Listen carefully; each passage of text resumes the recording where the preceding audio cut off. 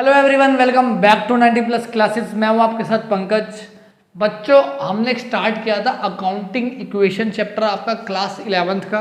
अभी class 11th की हमने ज़्यादा वीडियोस नहीं डाली है। सबसे पहला जो हमने इस सेशन का टॉपिक स्टार्ट किया था वो अकाउंटिंग इक्वेशन ही किया था। उससे पहले मैंने आपको कुछ टर्म्स भी समझाई थी, एक टर्म्स की वीडियोस भी डाली थी कि एसेट्स क्या होती है, लायबिलिटी क्या होती है, एक्सपेंसेस क्या होते हैं, आउटस्टैंडिंग एक्सपेंस क्या होते हैं, प्रीपेड एक्सपेंस क्या होते हैं, डेप्रिसिएशन क्या होता है, वो सब मैंने आपको समझाया था।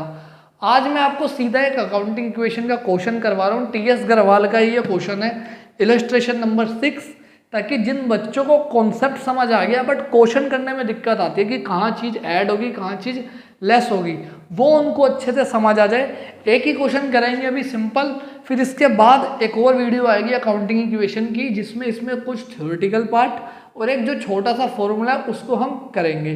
तो देखो स्टार्ट करते हैं। स्क्रीन पे आपको नीचे क्वेश्चन आ गया होगा, ट्रांजैक्शन वाइज ट्रांजैक्शन करेंगे एक एक करके। सबसे पहले फॉर्मेट में आपको समझा देता हूँ। इसका फॉर्मेट होता है सीरियल नंबर, जिसमें आपको ट्रांजैक्शन का नंबर लिखना होता है 1 2 3। देन होता है आपका ट्रांजैक्शन कि 1 2 3 मतलब ट्रांजैक्शन जो दे रखी है उस ट्रांजैक्शन को कॉपी पेस्ट करना होता है। जैसे इस क्वेश्चन में कमेंस्ड बिजनेस विद कैश लिखा हुआ है, तो बिजनेस स्टार्ट हो रहा है, वो पूरी लाइन यहाँ सेम की सेम लिखनी होगी। हम यहाँ पे लिख के नहीं चलेंगे क्योंकि स्पेस थोड़ा कम है। फिर आपकी यहाँ पे एसेट्स आती हैं, जितनी भी एसेट्स होंगी वो एड्स पर हमें क्वेश्चन के देखना पड़ेगा। Equals to liability plus capital, यही हमारी इक्वेशन है, इसको हमने पूरा करना है। थोड़ा छोटा छोटा लिखूंगा, थोड़ा ध्यान से देखना क्योंकि स्पेस भी पूरा करना है हमने। अब पहली ट्रांजैक्शन वही कि बिजनेस स्टार्ट हो रहा है। अब मैंने आपको समझाया था कि आपने जब ये चैप्टर करना है तो आपने दो बातें ध्यान रखनी है कि आपके बिजनेस में क्या चीज़ आ रही है और क्या चीज़ जा रही है, बस यही ध्यान रखना है और चैप्टर हो जाएगा।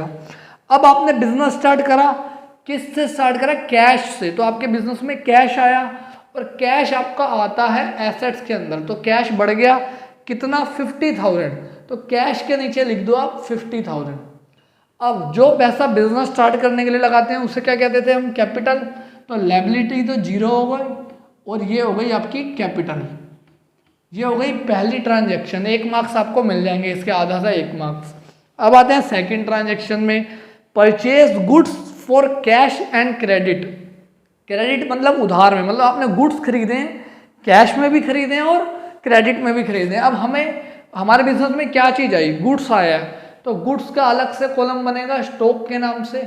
और कितने गुड्स आए हैं? 20 + 30 50,000। तो यहाँ तो स्टार्टिंग में ये 0 था, यहाँ आ गया 2 और यहाँ पे आ जाएगा 50,000 रुपये के हमारे गुड्स आए हैं। अब आपने ये देखना है बिजनेस से गया क्या है, ध्यान से पढ़ो लाइन को। आपने 20,000 रुपये में कैश में गुड्स खरीदे हैं, तो मतलब 20,000 की आपने पेमेंट कर दी होगी, तो 20,000 रुपये का कैश चला गया। तो 20,000 कैश से माइनस, प्लस 30,000 के आपने उधार में खरीदे हैं, तो 30,000 रुपये की बच्चों आपके ऊपर लायबिलिटी चढ़ गई क्योंकि उधार में आपने खरीदा है। और कैपिटल 0। कैपिटल में बच्चे बहुत गलती करते हैं, कैपिटल में सिर्फ 3 या 4 चीज़ें आती हैं। एक, आपने जब बिजनेस स्टार्ट करा है या दोबारा कैपिटल लगाई है, पर्सनल यूज़ के लिए पैसा निकाल लिया जिसे ड्राइंग्स कहते हैं, वो चीज़ें आती हैं, या कोई एक्सपेंसिव हैं, आपकी इनकम है वो आएगी। अभी जब क्वेश्चंस करेंगे तो आपको समझ आ जाएगा। अब ये ट्रीटमेंट हो गया ये वाला भी सारा। अब देखो इसको हमें टोटल करना होता है, इसको हम क्या बोलते थे? New equation. तो ये तो सेम आ गया 50,000, ये हो गया बच्चों 30,000 आपका। अब यहाँ पे देखो ये है 50 और ये भी हो गया 30। तो देखो ये इक्वेशन मैच हो रही है, 30,000 + 50,000 और 30 और 50 80 80 हो गया दोनों जगह। इसको बोलते हैं न्यू इक्वेशन।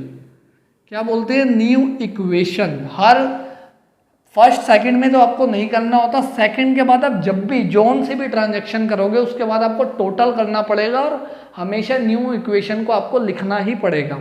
नेक्स्ट पॉइंट पे आओ, sold goods for cash ₹40,000 costing 30,000। मतलब 30,000 के कोई गुड्स थे, मान लो ये मार्कर 30,000 का है, आपने उसे 40 में बेच दिया, कैश में बेच दिया 40 में, तो आपके पास कैश आ गया। बिजनेस में कितना कैश आया?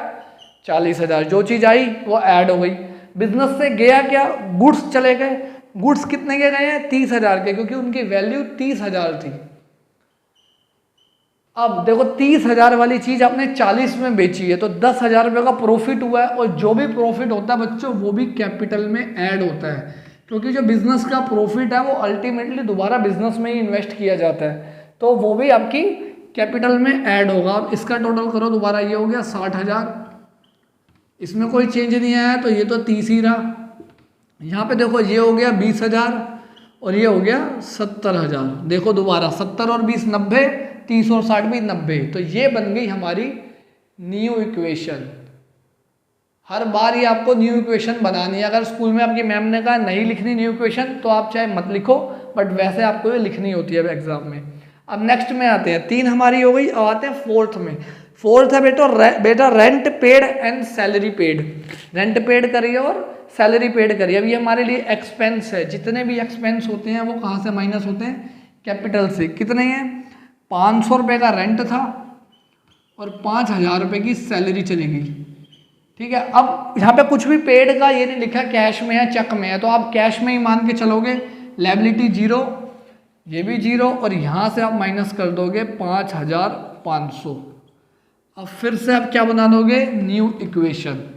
देखो ये कितना हो गया? 54,500 प्लस 30,000, यहाँ पे 20,000 क्योंकि यहाँ पे कोई चेंज नहीं आया था, और यहाँ पे आएगा 64,500। देखो ये भी हो गया 84,500, ये भी हो गया 84,500।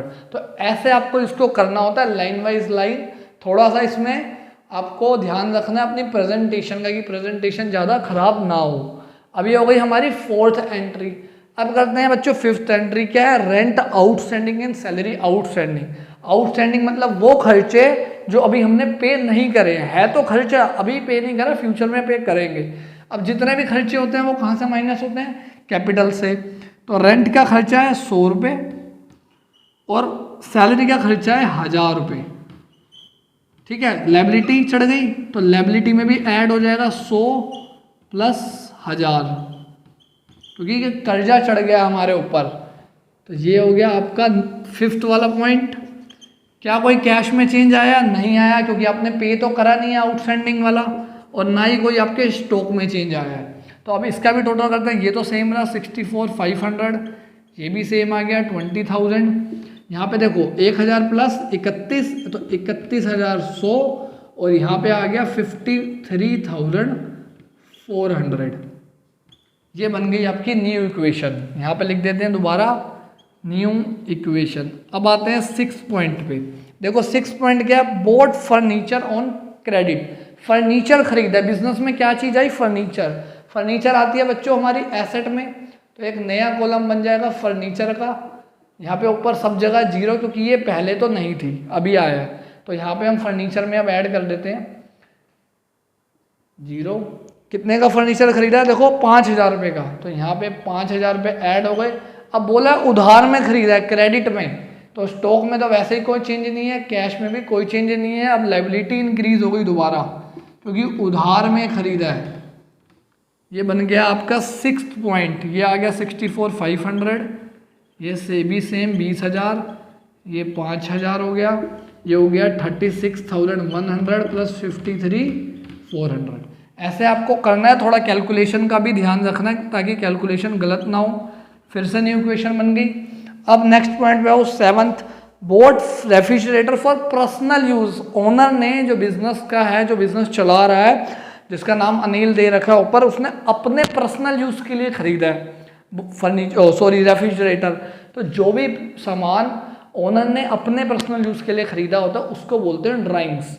और ड्राइंग्स का ट्रीटमेंट क्या होता है? कैपिटल से माइनस। कितने का खरीदा है?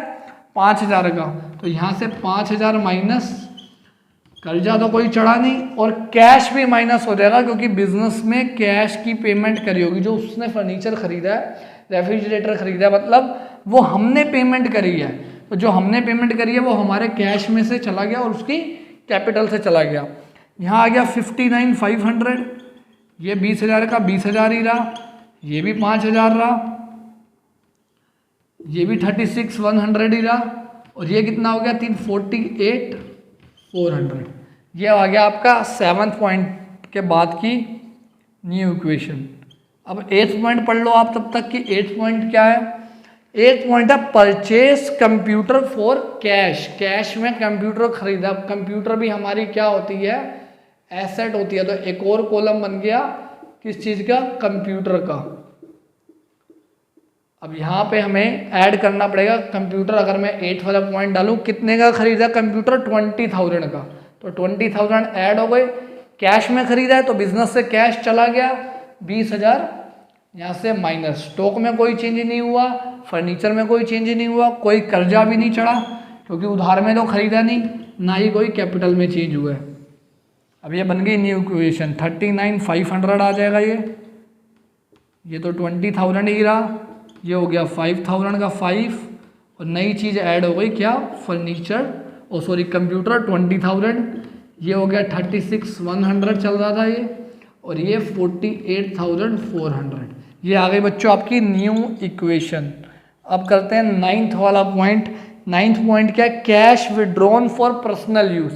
पहले तो उसने रेफ्रिजरेटर खरीदा था, अब सीधा कैश ही निकाल लिया बिजनेस से। दोनों का ट्रीटमेंट सेम होगा। जो भी चीज़ पर्सनल यूज़ के लिए लेके जा रहा ओनर, उसका ट्रीटमेंट सेम ही होगा कि कैपिटल से माइनस 20,000 रुपये और कैश में से भी माइनस 20,000 रुपये। इन सब में कोई चेंज नहीं आएगा। ठीक है। अब लास्ट, अभी मैं कैलकुलेशन नहीं कर रहा नीचे क्योंकि जगह कम बची है। अब लास्ट एंट्री क्या है? Interest on drawings and interest on capital. इसमें बच्चे बहुत कंफ्यूज होते हैं, पहले ये समझो है क्या। बच्चों अकाउंट्स में कॉन्सेप्ट है कि हम बिजनेस को अलग मान के चलेंगे और जो बिजनेसमैन है, जो बिजनेस कर रहा है, जो ओनर है, उसको हम अलग मान के चलेंगे। इन दोनों को अलग अलग एंटिटी मान के चलेंगे क्योंकि कल को तो बिजनेसमैन बिजनेस बेच के चला जाएगा, बिजनेस की तो कोई वैल्यू रहेगी नहीं। तो जो कैपिटल बिजनेसमैन ने बिजनेस में लगाई होती है उसको हम एक तरह से लायबिलिटी मानते हैं। क्या मानते हैं? कि ये कर्जा है हमारा, कल को जब बिजनेसमैन बिजनेस को बेचेगा तो हमें वो पैसा इसे वापस करना पड़ेगा। इसकी जगह कोई और पर्सन नया आ जाएगा जिसने बिजनेस खरीदा होगा, वो बिजनेस को पैसा दे देगा। अब जो पार्टनर ने कैपिटल लगाई हमारे बिजनेस में, उस पर हम उसको इंटरेस्ट देते हैं। क्या देते हैं? इंटरेस्ट। उसी को बोलते हैं इंटरेस्ट ऑन कैपिटल। ये 12th में बहुत ज़्यादा इंपॉर्टेंट टॉपिक आपका आएगा। तो अब ये जो इंटरेस्ट ऑन कैपिटल है, इसके क्या ट्रीटमेंट होते हैं? ये कैपिटल में ही ऐड होता है, यहाँ पे कैपिटल में ही ऐड और कैपिटल से ही माइनस। अब ऐसा क्यों हो रहा है? अब देखो ध्यान से समझना, बिजनेस के लिए एक तरह का खर्चा है क्योंकि हम बिजनेसमैन को पे कर रहे हैं, तो खर्चे कैपिटल से माइनस होते हैं, इसलिए कैपिटल से इस अमाउंट को माइनस कर देंगे जितना भी दे रखा है 1,000। अब ऐड क्यों कर रहे हैं? जो ये बिजनेसमैन ने कैपिटल लगाई थी ना, ये इंटरेस्ट जो इसको मिला है ये अभी पे नहीं करते हम इसे। हम बोलते हैं तेरी कैपिटल में ऐड हो गया, तूने 50,000 कैपिटल लगाई थी, 1,000 रुपये इंटरेस्ट और ऐड हो गया, जब जाएगा तो लेते हुए जाइयो, इंटरेस्ट भी साथ में। तो इसलिए एक बार ऐड करते हैं और एक बार माइनस करते हैं। ध्यान से चाहे वीडियो को बैक करके दोबारा देखना है ये वाला पॉइंट, क्योंकि अभी स्टार्टिंग में ये पॉइंट बच्चों को इतनी जल्दी समझ नहीं आता। जब तक बच्चों ने प्रिंसिपल नहीं पढ़े होते, अकाउंटिंग के 3rd चैप्टर में हम प्रिंसिपल पढ़ेंगे, वहाँ पे आएगा बिजनेस एंटिटी कॉन्सेप्ट। वहाँ पे यही बोला गया कि बिजनेस अलग है और बिजनेसमैन अलग है। ऐसे ही बच्चों इंटरेस्ट ऑन ड्राइंग दिया हुआ है। अब हम उसको कहते हैं जब तेरे को पैसा लगाने का पैसा दे रहे हैं, तो तू जब बिजनेस से पैसा निकालेगा ना, तो हम तेरे से बदले में इंटरेस्ट वापस भी लेंगे। उसको बोलते हैं इंटरेस्ट ऑन ड्राइंग्स। ये भी आपके 12th में टॉपिक आएगा, पूरी कैलकुलेशन आएगी। अब ये हमें इंटरेस्ट मिल रहा है, बिजनेस को इंटरेस्ट मिला तो एक बार ऐड होगा क्योंकि हमारी इनकम है, बिजनेस के लिए इनकम है। और पार्टनर की कैपिटल कम हो गई, हम उसको अभी नहीं लेंगे, उसको हम कहेंगे भाई तेरी कैपिटल में से काट लेंगे, तो एक बार माइनस। तो इंटरेस्ट ऑन चाहे कैपिटल हो चाहे इंटरेस्ट ऑन ड्राइंग हो, इनका बहुत सिंपल सा ट्रीटमेंट है कि एक बार अमाउंट को ऐड कर दो कैपिटल में और एक बार माइनस कर दो। तो ये आपका पूरा क्वेश्चन हो गया एक अकाउंटिंग इक्वेशन का। लास्ट में आपकी जो वो है न्यू इक्वेशन है वो मैच होनी चाहिए। अगर मैच नहीं हो रही तो मतलब आपने कहीं ना कहीं क्वेश्चन में गलती करी है। अब ये था बहुत सिंपल सा क्वेश्चन, बट अच्छा क्वेश्चन था। इसमें ऑलमोस्ट सारे कॉन्सेप्ट से आउटस्टैंडिंग भी आ गया, पर्सनल वाला भी आ गया, आईओडी भी आ गया, आईओसी भी आ गया। ऐसे ही थोड़े दिन बाद एक और वीडियो अपलोड करूँगा जिसमें और अच्छा क्वेश्चन होगा और ज़्यादा पॉइंट्स आपके कवर हो जाएंगे, जैसे commission received in advance, prepaid वाला। और जिसे ये अभी भी समझ नहीं आया कि एसेट्स में क्यों आ रही हैं ये चीज़ें, तो वो पहले पुरानी वीडियो क्लास 11th की देखें कि एसेट्स में क्या क्या होता है, लायबिलिटी में क्या क्या होता है। तो मिलते हैं बच्चों नेक्स्ट वीडियो में। Thank you everyone.